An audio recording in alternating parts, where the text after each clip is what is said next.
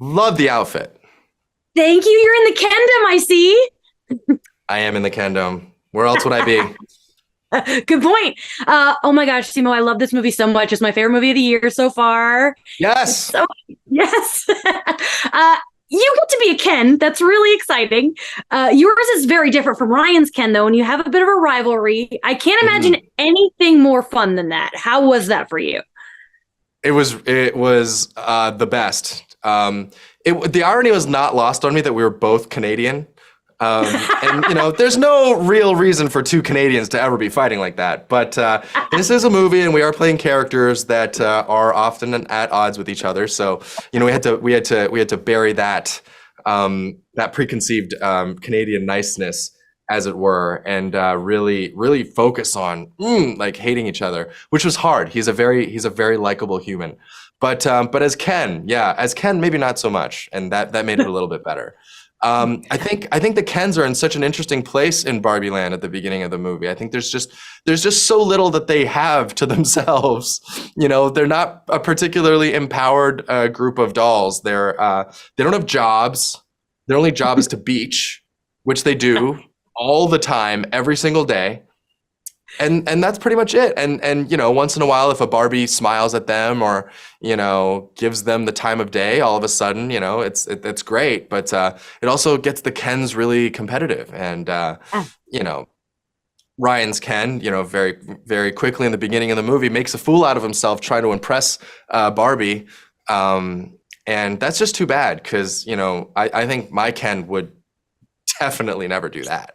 I My mean, come Ken on. would always impress the Barbies with his Ken energy and his dance moves, which I which will. you get to see later in the movie and drives Ryan's character uh, green with jealousy, I would say. Yes, that was my next question because you get to pull out your dance skills, and we know Mhm. you also have martial arts skills, and I'm curious, do those two talents intersect for you?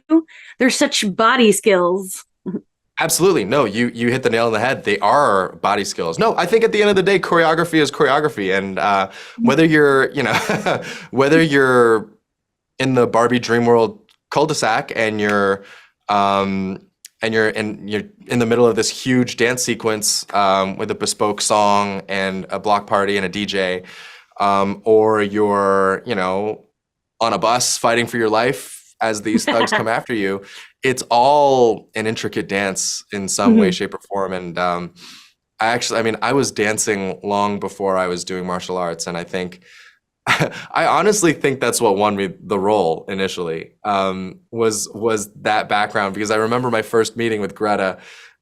She mentioned there was dance in it, and I kind of like brought up the fact that I was on my university's competitive hip hop team, and she like guffawed, like she acted as if I just like she acted as if I told her I won an Oscar that she wasn't aware of. She was like, "Oh my God," she was just Perfect. floored.